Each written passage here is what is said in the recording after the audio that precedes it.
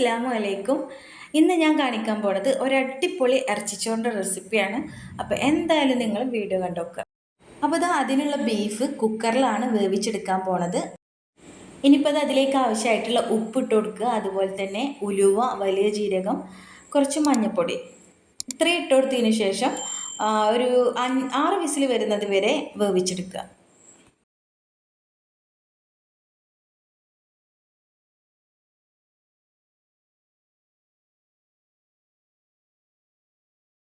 അപ്പോൾ അതിലേക്ക് ആവശ്യമായിട്ടുള്ള ഐറ്റംസാണ് ഈ കാണുന്നത്. ബിരിയാണിക്കുള്ള അതേ ഐറ്റംസ് തന്നെയാണ് കേട്ടോ അതിലേക്ക് ആവശ്യമുള്ളത്. അതിലുള്ള തൈര് മാത്രം ഒഴിവാക്കിയാൽ മതി. ബിരിയാണിക്ക് തൈരല്ല നമ്മൾ പുളിക്ക് ഒഴിച്ചു കൊടുക്കുക. അപ്പോൾ ഇതിലേക്ക് തൈര് ഒഴിച്ചു കൊടുക്കൂല, അതിന് പകരം ഫുള്ള് നാരങ്ങ നീരാണ് ഒഴിച്ചു കൊടുക്കുന്നത്. ഇനിയിപ്പോൾ അതിലേക്ക് ആവശ്യമായിട്ടുള്ള വെളുത്തുള്ളി, ഇഞ്ചി, ചെറുള്ളി ഒക്കെ ചതച്ചെടുക്കലാണ്. മിക്സിയിലിട്ട് അടിച്ചെടുക്കുന്നേക്കാളും നല്ലത് ഇതുപോലെ ചതച്ചെടുക്കുന്നതാണ്. ബിരിയാണിക്കായാലും അങ്ങനെ തന്നെയാണ് കേട്ടോ. ഇനി പച്ചമുളക് ഇതുപോലെ കട്ടാക്കുകയാണെന്നുണ്ടെങ്കിൽ ചതക്കേണ്ട ആവശ്യമില്ല കേട്ടോ. അത്രയും ചെറുതാക്കിയിട്ടാണല്ലോ കട്ടാക്കുന്നത്. ഇനി നാരങ്ങ പിഴിഞ്ഞെടുക്കലാണ്. കുറച്ചധികം നാരങ്ങ തന്നെ എടുത്തിട്ടുണ്ട്. പുളിക്ക് ആവശ്യമായിട്ട് തൈരൊന്നും ഉപയോഗിക്കുന്നില്ല. അപ്പോൾ അധികം നാരങ്ങ എടുത്തിട്ടുണ്ട് കേട്ടോ. അപ്പോൾ ബീഫിലേക്കുള്ള മസാല റെഡിയാക്കി എടുക്കാൻ വേണ്ടിയിട്ട് നമ്മളൊരു ചെമ്പടുപ്പത്ത് വെച്ചിട്ടുണ്ട്. അതിലേക്ക് കുറച്ച് നെയ്യും ഒഴിച്ചു കൊടുത്തിട്ടുണ്ട്. ഇനിയിപ്പോൾ വല്യുള്ളി ഇട്ട് കൊടുക്കുകയാണ്. വല്യുള്ളി നല്ല രീതിയിൽ തന്നെ വാടി കിട്ടണം. അപ്പോൾ ചോറുണ്ടാക്കാനല്ലേ വെള്ളം വെച്ചിട്ടുണ്ട്. 3 കിലോ അരി ഉണ്ടാവുകൊണ്ട് തന്നെ ഇത്രയും വലിയ ചെമ്പിൻ്റെ ആവശ്യമുണ്ട്. ഇപ്പോൾ ഉള്ളി നല്ലോണം വാടിയിട്ടുണ്ട്. ഇനി ഇതിലേക്ക് ഇഞ്ചി, വെളുത്തുള്ളി അതുപോലെ പൊടികളൊക്കെ ഇട്ട് കൊടുക്കുകയാണ്.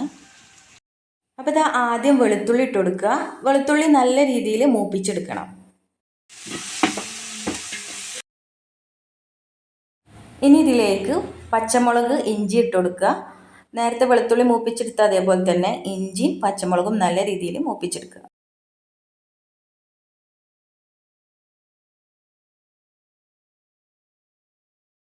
അപ്പോൾ ചോറ് വേവിച്ചെടുക്കാനുള്ള വെള്ളം ചൂടായി വന്നിട്ടുണ്ട്. അതിലേക്ക് ആവശ്യത്തിന് ഉപ്പിട്ട് കൊടുക്കുക.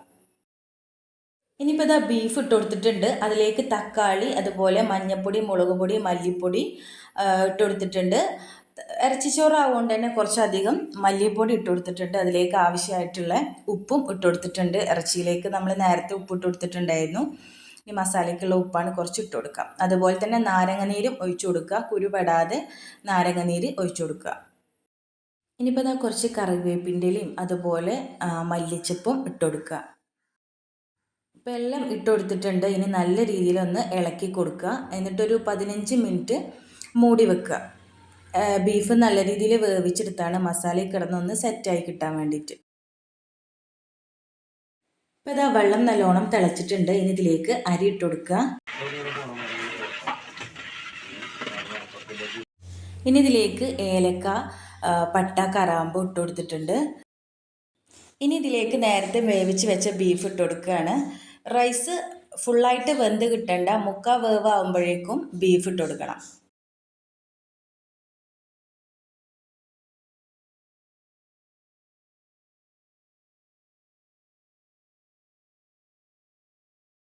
ഇനിയിപ്പോൾ മൂടി വെച്ചിട്ട് ഇതുപോലെ ദമ്മിട്ട് കൊടുക്കുക. ഒരു 3/4 മണിക്കൂർ നമ്മൾ ദമ്മിട്ട് കൊടുക്കണം.